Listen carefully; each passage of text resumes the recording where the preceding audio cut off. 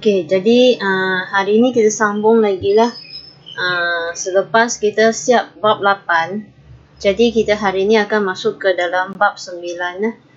Bab 9 berkaitan dengan kebarangkalian. Okey, so di sini kita akan belajar kebarangkalian bagi peristiwa yang bergabung. Okey, bagi peristiwa yang bergabung. Okey, dan bagi tajuk ini, latihan yang terlibat ialah praktiskan diri 9.1a ya. Nanti boleh rujuk buku teks lah. Okey, untuk latihan ini. So, bagi buku teks, untuk penerangan apa itu peristiwa bergabung, pelajar boleh rujuk kepada buku teks muka surat 224 ya. Okey, di sini saya ada kopi. Jadi kita lihat sepintas lalu lah. Okey, bab 9 peristiwa bergabung. Okey, dia mengatakan apa itu peristiwa bergabung. Okey, di sini peristiwa bergabung ditakrifkan sebagai gabungan dua ataupun lebih peristiwa dalam satu kesudahan. Dia memberikan contoh ialah bagi pelajar, dua orang murid yang bermain dengan permainan gunting, batu, kertas. Yang ini ya. Okey, yang inilah. Okey, yang ini. So, jadi kita mungkin ada beberapa jenis gabungan kesudahan sebab melibatkan dua orang mah. Jadi, dia ada mungkin gunting batu ke, gunting kertas dan seterusnya lah. Belajar sila baca ya. Boleh baca sendiri. Tapi di sini yang penting ialah kita kena tahu kesudahan. Maksudnya, kita punya bilangan kesudahan secara keseluruhan. Okey, adalah kesudahan untuk perkara A kali dengan kesudahan untuk perkara B. Contohnya bagi ini ya, kita ada dua orang murid kan. So, murid A dengan murid B. Okey, jadi berapa kemungkinan bagi mereka setiap ni? So, murid A ada 3 kemungkinan, betul tak? Okey, maksudnya bilangan kesudahan A ada 3. Jadi B pun ada 3 kemungkinan sebab batu, kertas dan gunting kan. Okey, jadi ini bilangan untuk B pun ada 3. Jadi jumlah kesudahan, maksudnya jumlah berapa gabungan kemungkinan mungkin boleh berlaku adalah 3 kali 3. Jadi ialah 9. So, kita cuba tengok ada 9 ke tak. Dia senaraikan. Okey, saya guna gunting. Ini G. Batu B.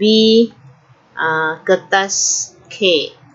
Okey, sama ya. So, jadi mungkin pertama jadi gunting. Kedua jadi gunting. Okey, mungkin gunting. Kemudian kertas. Mungkin gunting. Kemudian batu. Okey. Okey, gunting. Okey, kemudian mungkin yang orang pertama dia dapat gunting batu. Okey, batu, gunting. Okey, batu, kertas kan? Batu, mungkin yang kedua pun batu. Okey, lagi kita ada kertas. Okey, mungkin kertas dengan gunting, mungkin kertas dengan kertas, mungkin kertas dengan batu. Jadi, sini ada berapa? 1, 2, 3, 6, 3, 9. Okey, memang 9 lah. Tengok. Memang betul. 9. Jadi, kamu kena ingatlah jumlah. Sebab kita kena tahu jumlah kesudahan. Baru nanti kita boleh cari kebarangkalian. Sebab kebarangkalian sesuatu peristiwa adalah kebarangkalian bilangan yang memenuhi kesudahan tersebut. Mungkin ini tak mau guna S lah. Sebab S stand for keseluruhan kan. Okey, bilangan kesudahan yang memenuhi syarat dibahagi dengan bilangan keseluruhan. Okey. So, jadi kita first come mesti nak tahu macam mana nak cari bilangan keseluruhan lah. Bilangan keseluruhan ialah inilah. Berapa kemungkinan keseluruhan. Okey. Jadi kita tengok contoh lain lah.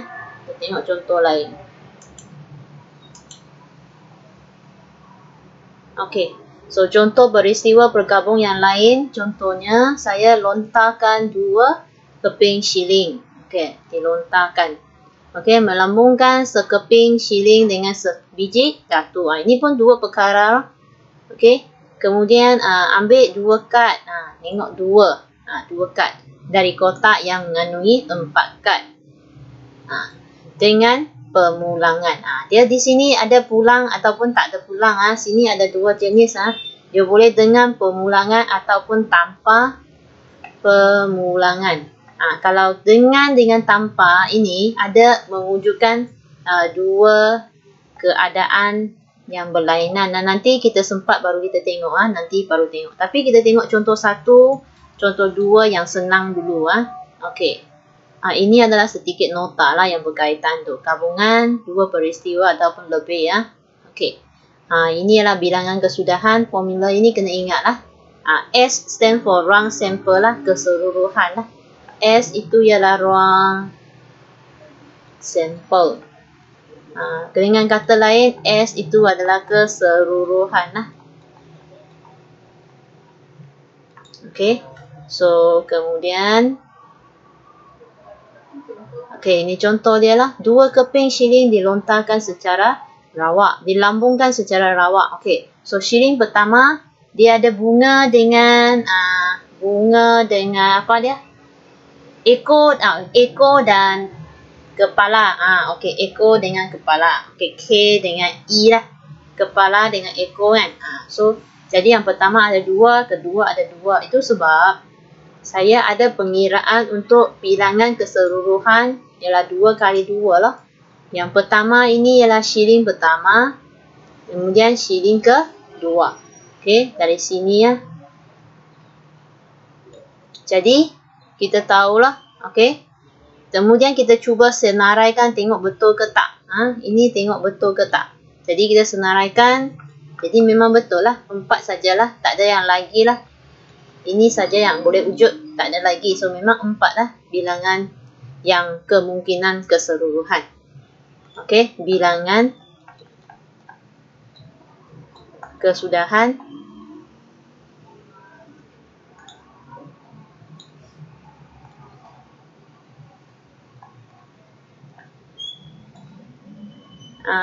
yang mungkin lah.